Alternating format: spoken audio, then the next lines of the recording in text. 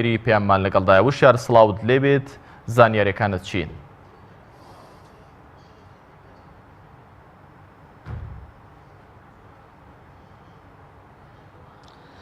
دووبارە سڵاوتان لێبێ مەبەستمە ڕاستەوخۆ بچمە لای کاندیدەکەی ژمارە 28 لیستی 194 کۆمەڵی ئیسلامی کوردستان کە لە بەخشی سەرەتادا پێشەکیەکەمان باس کرد. مامۆستا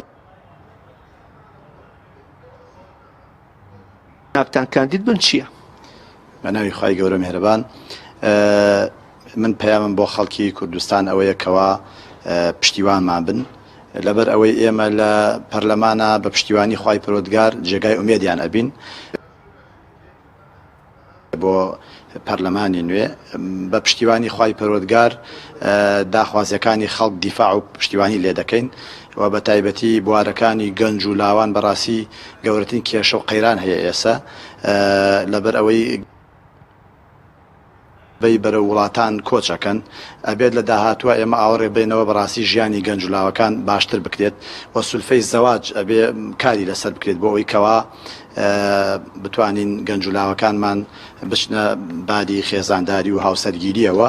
واروەها ئەم سنوورە بە تایبەتی سنوورێکی کشت و کاڵیە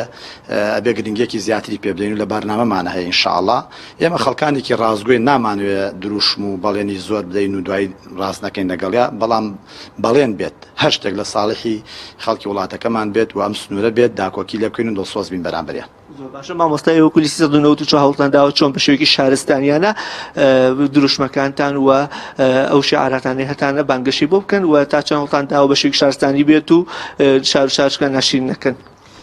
جیاواز لە هەڵمەتەکانی پێشووتر هەڵمەتەکانی هەڵبژاردن ئەم جارە ئێمە گرنگیمان داوە زیاتر بە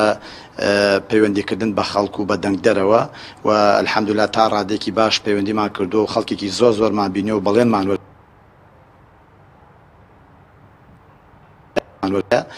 پشتیوانیمان لێ دەکەن دەنگدەن بە کۆمەڵی ئیسلامی بە لیستی 194 و کاندیدە بەڕێزەکانی و خەڵکیش بەڕاستی تەجربەی لایەنەکانی کردووە دەرکەوتەوە کەوا کۆمەڵی ئیسلامی بەڕاستی خاوەنی مەبدەئە ڕازگۆیە بەوەفایە و چاونەترسە لە ڕووبەڕەبوونەوەی زوڵم و ستەمدا. هەروەها ئێمە داوا لە خەڵکەکەین ئەگەر ئەیانەوێت کەسانێک لە پەرلەمان بن کەوا داکۆکێکی ڕاستەقینە بکەن لە مافەکانیان پشتیوانی لە کۆمەڵی ئیسلامی بکەن لەبەر ئەوەی هیچ شتێک ناتوانێت کاندیدەکانی ئێمە بەڕاستی بوەستێنێت لە داخوازیکردنی لە بەدواداچوون و لە داخوازیکردنی مافەکانی خەڵچکوم نە هەڕەشە و گۆڕەشە نە پارە و پول نە هیچ شتێک ناتوانێت هەر شتێک لە ساڵحی ئەو خەڵکە بێ کاندیدەکانی ئێمە بە پشتیوانی خوا هەوڵی بۆ دەدەن. مامۆستا کۆتا پرسیارم ئەوەیە کە کاتژمێر 3:30 و بەدواوە کەرنەڤاڵی لە سلێمانی بەڕێوەچی وەکو کاندید سنوورەکە و سنوورەکە چۆن پێشوازیەکەن و ئایا چن بۆ کەرنەڤاڵە؟ خەڵکێکی زۆر لەم سنوورە خۆی ئامادە کرۆ بچێت داوایان لێ دەکەم و لە هەموو شوێن و جێگاکانی تر ئامادە بن لەو ئاهەنگەدا بۆ پشتیوانیکردن لە لیستی 194 و جەنابی مامۆستا عەلی باپیر ئەمیری کۆمەڵی ئیسلامی تەشریفی لەوێ ئەبێت و کاندیدەکان ئامادە ئەبن هەمومان پێکەوە ئاهەنگێک دەگێڕین کۆڕێکی جەماوەری دەبەستین بۆ پشتیوانیکردن لە لیستی 194 و کاندیدەکانی لیستی 194 و من ئەمەوێ ئاخر پەیامیشم بگەێنم بە خەڵکی لێرەوە لەم چاوپێکەوتنە داوا لە خەڵکی دەکەم